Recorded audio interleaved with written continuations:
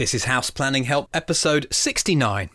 Hello, I'm Ben Adam Smith, and this is the podcast for you if you're interested in high-performance homes. I'm exploring what we should be building in the 21st century. My personal goal is to create an energy-efficient home before I turn 40 in August 2016. And coming up in this session, my guest is Rory Bergin from HTA Design. We're going to be finding out about Active House. A big welcome to you, particularly if you haven't listened before. This is really a big learning zone, and I'm the one who's learning as much as anyone else, coming up with questions and speaking to various self-builders or industry experts. However, as I mentioned, if there is something that you would like to find out about, then I really encourage that you can get in touch, whether it's a question on financing or design or finding land, whatever stage of the process you're at, we're interested here. So ask a question, houseplanninghelp.com/contact. You can email me on there. And there is also an option, we haven't used this for a while, to leave a voicemail. All you need is your laptop computer, preferably with a microphone plugged in, but it's not the end of the world if it doesn't have that. It would be great to hear from you. And today's session is actually addressing a question from Chris Mack.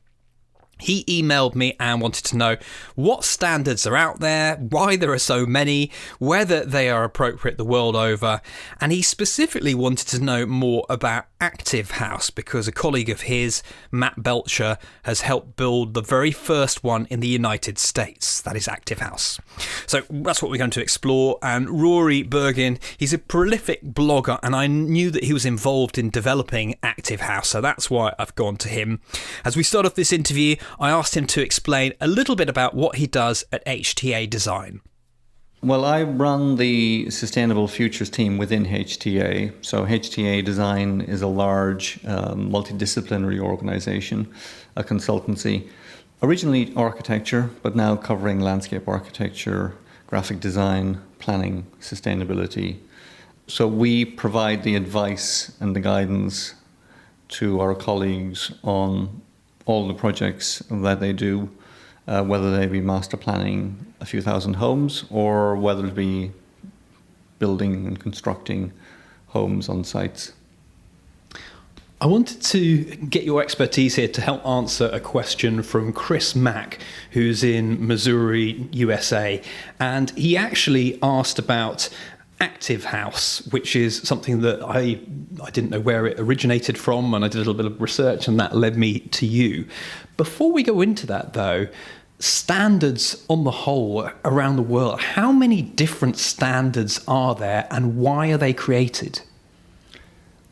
Well, there are lots of standards. I think it's been interesting over the last decade or so that we've seen a lot of development of standards aimed at, in particular, energy efficiency, as everyone is pursuing the low carbon or zero carbon agenda. So you have standards like Minergie in Switzerland. You have the French regulations, which are aiming for, I think it's carbon positive homes by 2020. You have the UK 2016 zero carbon legislation. You have the Passive House design standard. And there are at least two other German standards.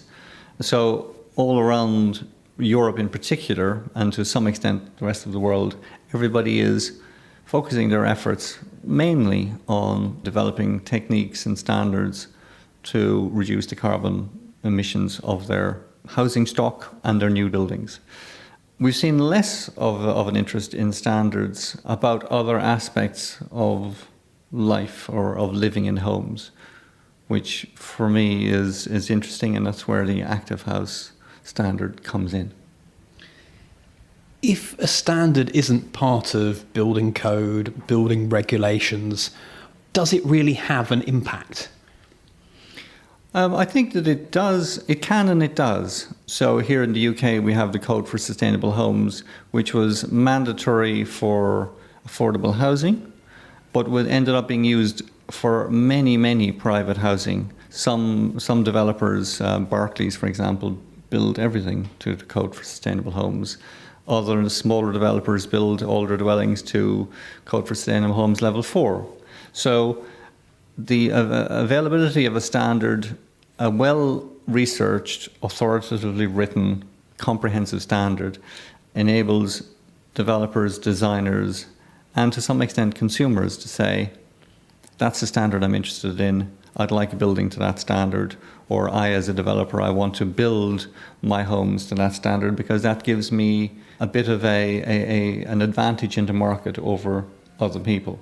So it's a way of differentiation as well as the national standards. Well, that brings everybody up to the same level, but then there's no differentiation. So I think the ideal world for this is a good national standard, and then some voluntary standards that enable particular people or developers or designers to sort of raise their heads above the parapet and say, well, we think this issue is very important.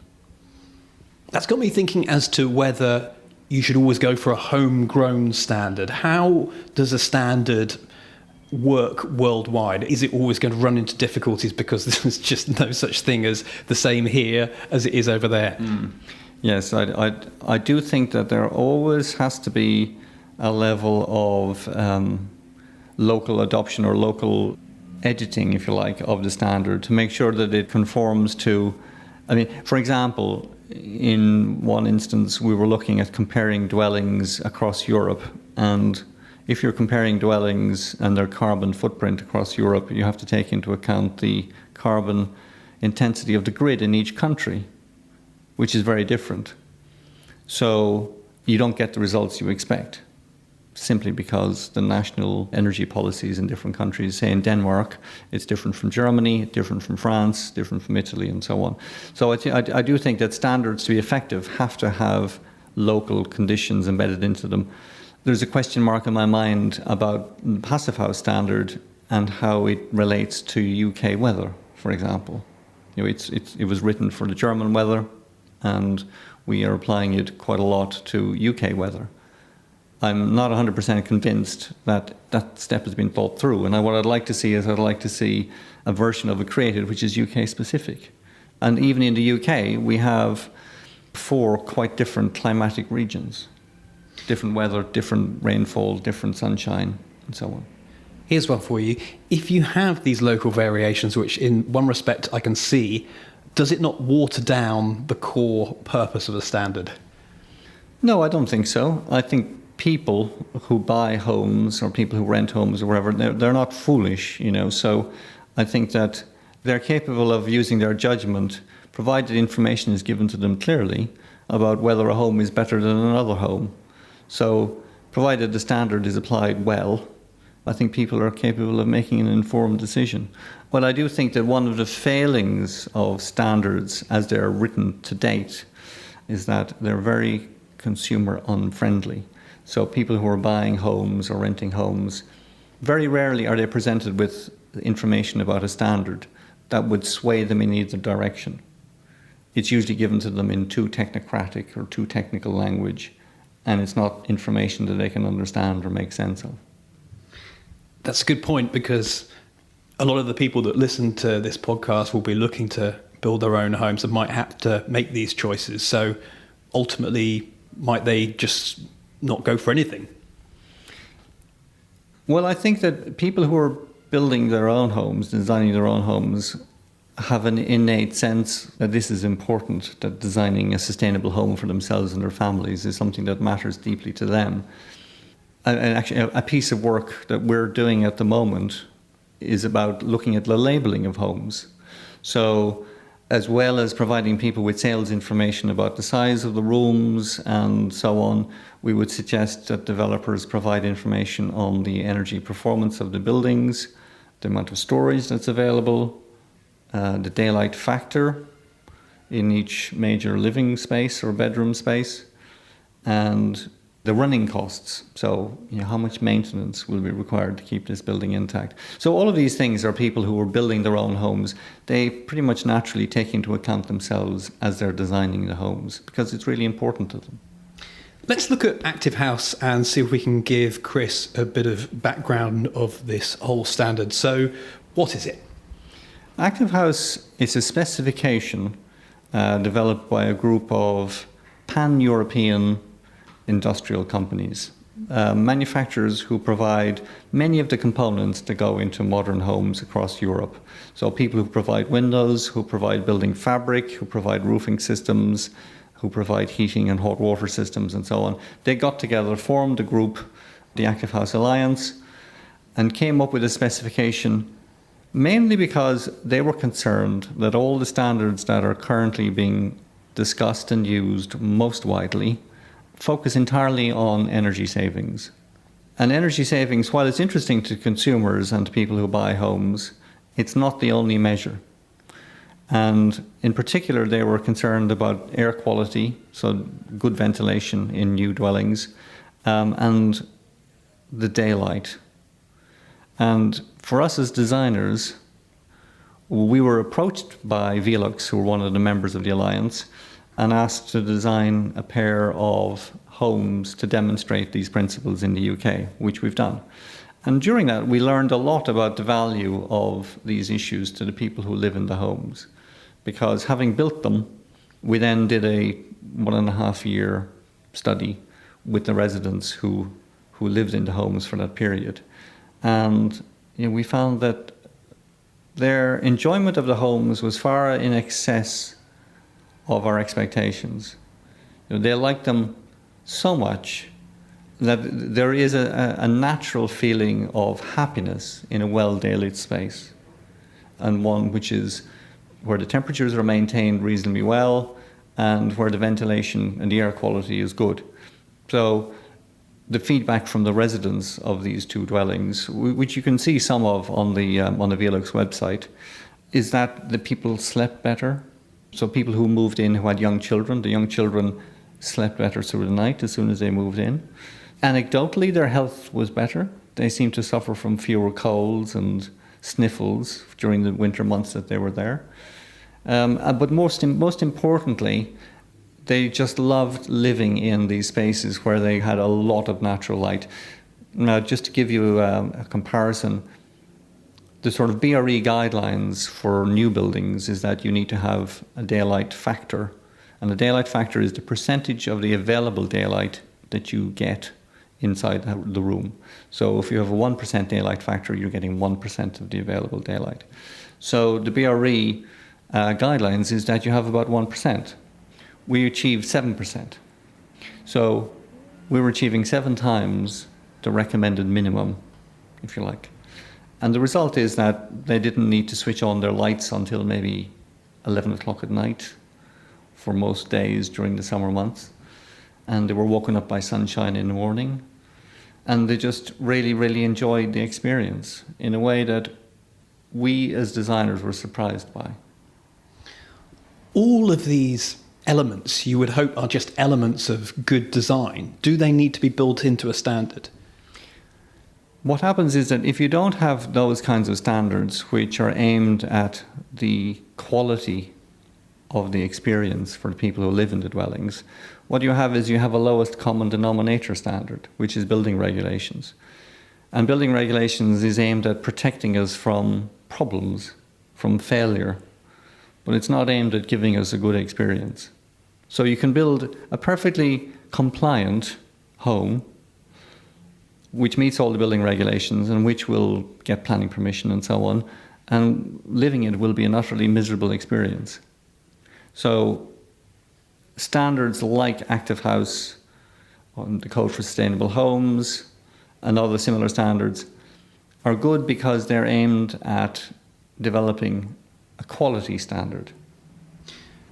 Thinking about the Code for Sustainable Homes, though, for a moment, one of the things that it seems to have done over time is become a bit of a tick box exercise, so that you actually get these comparisons where something at level 4 could be very energy efficient and a high quality building. We talked about all the good air quality and all of these things. And then because a house on level 6 has more bird boxes or whatever it might be, I have seen different houses like that. So I know it sets out with the right intentions, but somehow along the way it just gets pushed towards another direction. I don't know. That's not even really a question. But. Yeah, but I know exactly what you mean. And I think one of the failures of tools like the Code for Sustainable Homes is that it concentrates too much on telling people what to do. So it says, if you need to achieve A, then you do B. I like the Active House specification because it doesn't do anything like that. It simply says that you need to achieve a daylight level of between, say, 3 and 5%, or between 5 and 6%, or 6 and 7%. How you do it, how you achieve these outcomes is entirely up to you. So it doesn't talk about process particularly, it doesn't talk about how you achieve it, there aren't really any boxes to check. Have you got good air quality? And the only way you can check good air quality is by measurement. So you have to do a certain amount of measurement after you've built the building. Air quality, how do you check air quality? So it's looking at carbon monoxide concentrations and carbon dioxide concentrations in the internal environment to check that the air from occupied rooms is being refreshed at a sufficient rate.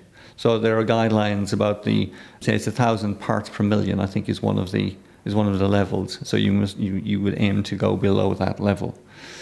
So it sets quite straightforward technical guidelines that an active house must pass to achieve the standard, but it doesn't tell you how to do it. And how readily has this been adopted? Well, it's very early days. At this point, the specification itself is a couple of years old. We've built 2 homes here in the UK. There have been a number of other homes built across Europe, again, mainly as demonstration projects. So I think it's at the end of the sort of testing phase, I would put it. We're working at the moment with the Alliance to develop a set of guidelines so that interested designers can read a document that helps them to understand what they would need to do in order to meet the standards. So how would they design a building that would meet the standards? And we're looking at ways of encouraging people to take on the standard and use it themselves, whether they be individuals or developers. The first step for all of those people is to go to the Active House website, activehouse.info, and become a member of the Active House network. And how did you become involved? Well, we were involved with Velux even before the standard was developed. So part of the work that we did in designing the 2 homes in Kettering for Velux, part of that work fed into the development of the standard. So we've been involved since then, and I'm on the advisory board for the standard. Is there a danger that if this is driven by industry, then it will, in some way, we've talked about daylight, perhaps help sell windows? Well, that's an interesting one, isn't it? Because one of the outcomes of all of this, as we found from the post-occupancy work, was that people felt better, they were happier, they slept better. These aren't really things that you can sell. I appreciate that you do have to be mindful about where standards come from. But in this case, the outcomes are aimed pretty squarely at health benefits for the end user and really environmental benefits. So there are sections of the standard which look at the embodied energy, for example, in the building itself. So it's not solely the individual, the people who occupy the dwellings, it's also the materials that go into the building itself. I think the test of any standard is how well the buildings themselves function, the enjoyment, the success of the end user experience. I think there's been a lot of talk over the last few years about standards, but not enough about what happens, what kind of buildings are created as a result. In the end, successful buildings are buildings that people like and enjoy and want to look after and want to live in. That adds tremendous value. I think we're all up for that. I saw in some of the literature that's part of this, we've talked about comfort, energy and environment. The energy side of things, buildings that give more than they take, is that purely on energy or materials? Maybe you could expand a bit on it. Well, I think that the aim is, and the aim must be really, that moving forward, that buildings become energy positive or become carbon positive. I think we're some way away from that. There's only a handful of buildings in the world that have been built and have achieved that kind of standard. But as I said, in France, they're aiming by 2020 to have achieved that in their standards. And the EU Energy Performance Directive is now pointing towards that as a goal. The very highest level of success on the active house is for buildings that are energy positive. But I think that's a very high goal right now. And I don't think that you need to achieve that to achieve good quality buildings. The costs of achieving energy positive buildings is continuing to drop, particularly with the reduction in price of PV systems. And the carbon content of grids is dropping. So all of these things is helping the building stock to achieve those goals. But I think that those goals are easy enough to achieve, or potentially easy to achieve, on individual dwellings. So large detached dwellings, it's easier. On high volume, high rise buildings in the centre of cities, it's virtually impossible, even with the best technologies we have available at our disposal.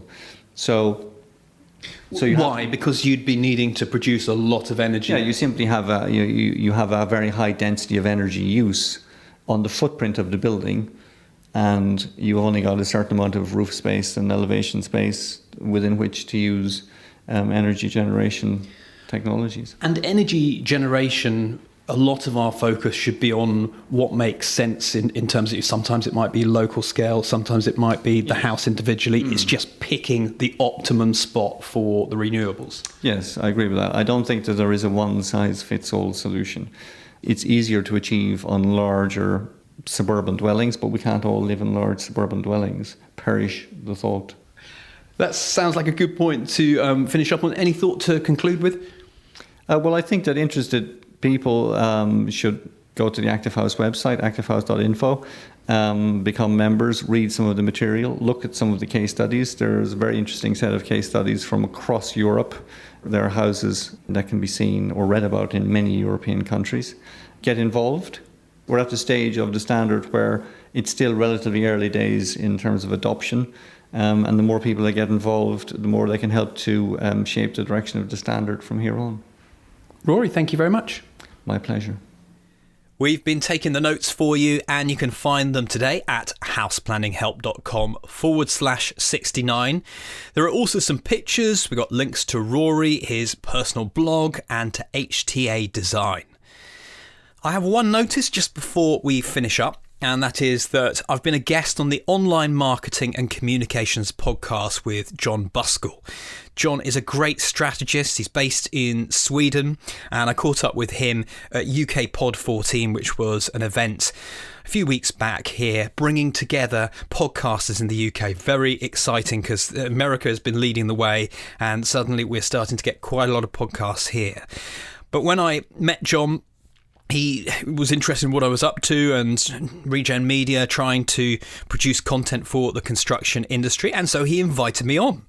And that's why I thought that this could be useful for you if you are involved in the industry yourself and you're wondering how creating video and audio could help your business. Well, this interview could be a really good place to get started. So that's my call to action to you. Check it out. I'll put a link in the show notes. But Regen Media, really, I want it to be for ecological builders. I want to promote your good work. That's what it's all about. So it's very exciting that I'm getting more and more work down this road. That's it. Pretty much job done for today. I'll catch up next time. Cheers.